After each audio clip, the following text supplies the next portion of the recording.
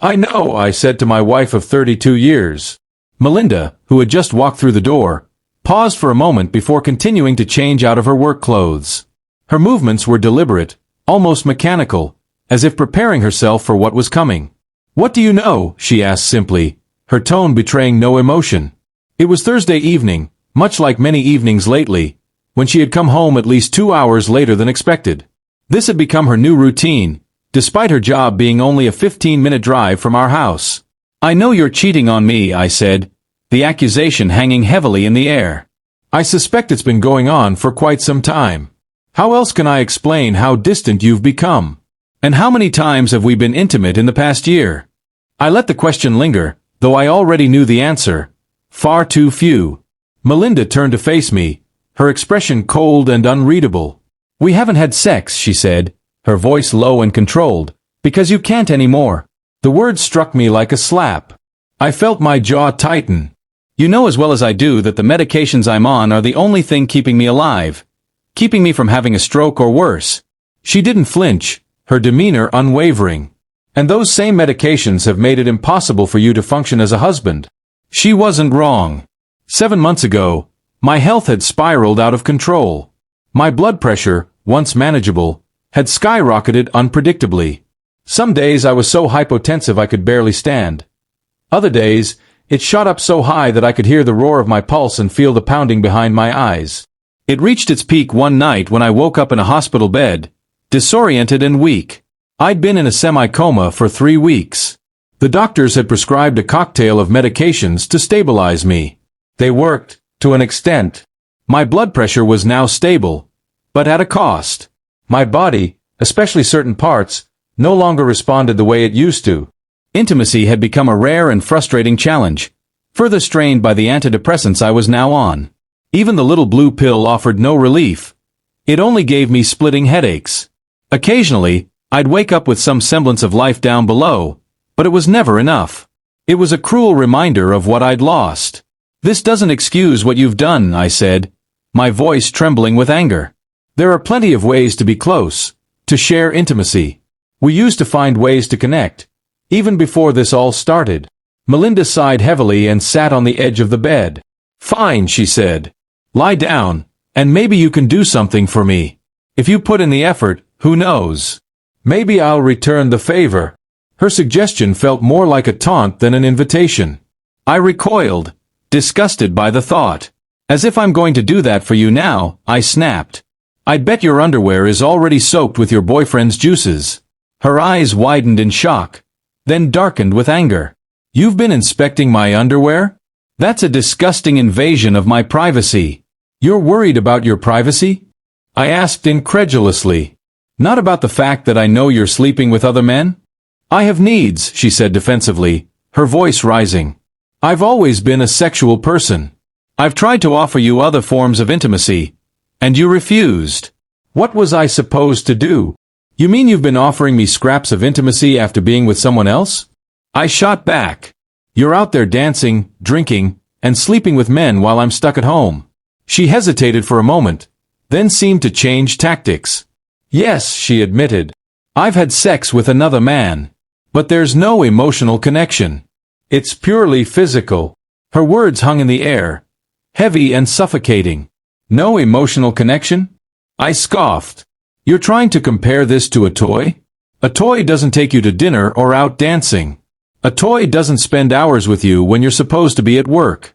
Don't insult my intelligence." Melinda's composure finally cracked. "Yes, fine. His name is Dave Fisher. We used to go out for dinner and dancing, but that's it. There's no romance, no love. Just distraction." "A distraction," I repeated bitterly. "While I'm here, struggling to keep myself alive, you're out there living as if nothing's changed. Do you know how hard it was to see you in that hospital bed?" she shot back, her voice breaking. "To watch the love of my life lying there, helpless? I changed your diapers, for God's sake. I stayed by your side, even when it was humiliating and disgusting. And now, I still come home to you every single day." "After spending hours with him," I said coldly. "You come home late 4 or 5 times a week. You're not fooling anyone." She stood, her face flushed with anger. "Yes, I've made mistakes. But I'm still here. I've had chances to walk away, but I didn't. Do you even understand what it's like to feel so unfulfilled? So unfulfilled. I interrupted. You think I don't feel that every single day? The difference is, I didn't betray you. The room fell silent. For the first time, Melinda seemed at a loss for words. I stared at her, the weight of her betrayal pressing down on me like a physical force. After 32 years of marriage, we were standing on the edge of a chasm I wasn't sure we could bridge. It was a tense evening, the kind that weighed heavily in the air and suffocated any hope of peace. Melinda's words cut through the silence with the sharpness of a blade. It's a waste of money to spy on me, she said, her tone laced with both exasperation and defiance. I always come home to you. You don't need to know about every little thing I do, even if I've had a little fun on the side. I don't like the idea of it bothering you, but I have needs, as I've already said. She leaned back, crossing her arms. Dave is just a toy. He's no different from any of my other toys, like that rabbit you gave me for my birthday. Remember? The one with the wiggling ears. Her voice was disturbingly casual, as though she were discussing an insignificant trinket and not a relationship-threatening affair. I could barely keep my voice steady. And Bob Edwards? I take it Dave introduced you to him, too? Or was that part of the arrangement from the beginning? Melinda rolled her eyes. Bob steps in when Dave's busy. They're just toys. That's all they are to me. Her words were dismissive, but her tone carried a faint trace of irritation. You've been checking up on me, haven't you? Spying on me? Checking my underwear? Keeping tabs on my every move? It's creepy. Creepy. I repeated bitterly. All I do is try to make sense of your actions. You scold me, make me feel worse, and then carry on like none of this matters. Do you have any idea how much it hurts? She sighed dramatically. You can't manage without me. I take care of everything for you. I cook your meals, take you to your doctor's appointments, and even entertain your dog when you're too tired. And this spying of yours? It's driving me insane. It's disrespectful. I clenched my fists, my blood pressure rising. Disrespectful? You're cheating on me and trying to justify it by calling those men toys. How can you think that's okay? Melinda took a deep breath, feigning calm. You don't understand. Those conversations you heard? The things I said? They weren't real. I was just stroking their egos. Men like Dave and Bob enjoy thinking they're humiliating another man, especially their boss. Yes, they both work for your company, but they're clueless about how I really see them. She smirked. To me, they're just fun. I stared at her, stunned. You think I'm supposed to accept that? You told them you wanted me to lick their juices off you. How is that not real? How is that not humiliating? She brushed it off with a wave of her hand. Yes, I said some wild things, but it's all just talk. It's nothing serious. You're my husband. They're just toys. Her audacity was staggering. You knew I'd find out, didn't you? You're just trying to push me over the edge. Oh, stop, she snapped. Grow up. Be a man. You're acting like I've betrayed you in some monumental way. I'm still here. I come home to you. I'll be here for the rest of your life. No matter what. No matter what. I repeated, my voice trembling with anger. You're planning to keep this up? To keep seeing them? She shrugged. Why not? You'll probably live another 25 years, and I'll be by your side the whole time. But I have needs, and they're nothing more than a release. Like a toy. You should start thinking of them that way too. I felt the heat rise in my face. You're unbelievable. You've shown nothing but disregard for my feelings. You're completely disrespectful. She sighed dramatically, as if I were being unreasonable. Fine. Call me an adulteress if it makes you feel better. But don't forget, I've kept this from you to protect you. I tried to be considerate. I couldn't listen anymore. Get out. What? She asked, stunned for the first time. Get out, I repeated firmly. I can't do this anymore. I turned and walked away, my loyal border collie, Roscoe, padding silently at my heels. That night, I slept poorly in the lumpy bed in the guest room, but there was no way I was going to share our usual bed. For the first time in years, I realized the true weight of betrayal and how much it had shattered my world. The tension in the room was palpable as I lay in bed, trying to suppress the frustration boiling inside me. If there had been a lock on the door, I would have used it. I had an inkling that Melinda hadn't even bothered to shower before climbing into bed, her actions indifferent to the filth she might have carried with her. I needed rest. Desperately. Tomorrow promised to be a long, grueling day, and I had to muster every ounce of energy to get through it. I rose early the next morning, far earlier than usual. The quiet stillness of the house was a solace as I made my way to the kitchen and brewed myself a strong cup of coffee. Sitting at the table, I began mapping out my day. Most of my tasks were already planned, but a few lingering items required my attention. My thoughts were interrupted by the sound of Melinda's footsteps approaching. She entered the kitchen with a casual demeanor, pouring herself a cup of coffee. "Good morning," she greeted, her tone light, as if the previous night hadn't happened. I ignored her, focusing instead on the steam rising from my cup. But she wasn't deterred. "Listen," she began, setting her mug on the counter and leaning against it. "We need to talk. I'm sorry I threw my activities in your face last night. I did take a shower before going to bed, by the way," she added, her tone defensive. "But you weren't there. Maybe we can sit down and talk things through like adults once you get over your little irritation." Irritation? I thought incredulously. The word barely encompassed the storm of emotions brewing inside me. Still, I kept my face neutral and my mouth shut, determined not to give her the satisfaction of a reaction. Melinda sighed, as if burdened by my silence. "I have needs," she continued. "These guys scratch that itch, but they mean nothing to me. They're just toys. I love you. We've had a wonderful marriage. We've raised 3 amazing children together. I fully intend to stay with you. But you need to understand something. If you can't meet my needs, I have to take care of them elsewhere." Her words were a dagger, but she showed no sign of remorse. "I'll do my best to make sure it doesn't interfere with our home life," she added. "And another thing," her voice grew sterner. "Stop eavesdropping on my conversations. I know you've planted bugs in the house. I'll find them and destroy them. And if you recorded anything last night, for heaven's sake, don't listen to it. It'll only upset you more." She paused, waiting for a response. When none came, she leaned closer. "But you're not going to stop, are you?" she said quietly, her voice laced with defiance. "You're not even sorry for destroying our marriage," I replied, my voice barely above a whisper. My resolve to remain calm was crumbling. Melinda's lips curled into a sly smile. "You wouldn't dare fire Bob or Dan," she said, referring to 2 of her companions. "You'd be humiliated. Imagine the gossip, everyone finding out the reason you let them go is because they were doing your job. And let's not forget, you're almost retired. Soon, you won't have to deal with them at work at all." She glanced at the clock. "Oh damn. Look at the time. I need to get to work." She grabbed her coffee and headed for the door, pausing only to deliver one last barb. "I've got plans tonight. It's Friday, so I'll be at the club. I'll be home late, but we can spend tomorrow together if you're in a better mood. Maybe we can cuddle, kiss, or enjoy some alternative intimacy. Think about it." With that, she was gone, leaving me alone with my thoughts and the remnants of a shattered marriage. I sat in silence, replaying her words over and over in my mind.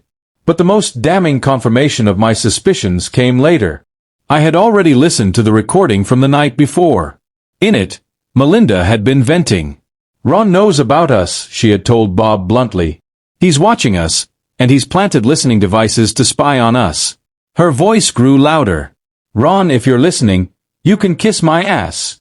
Bob's voice came through, quieter, filled with exasperation. "No, he's not going to fire us," he said. "He wouldn't want anyone to know about his shortcomings." They both laughed. Their words were a mockery, a testament to the depths of their disrespect. "I haven't found the bugs yet," Melinda continued, "but if they're here, he must have paid someone to plant them. We'll hire a professional if we have to." She chuckled.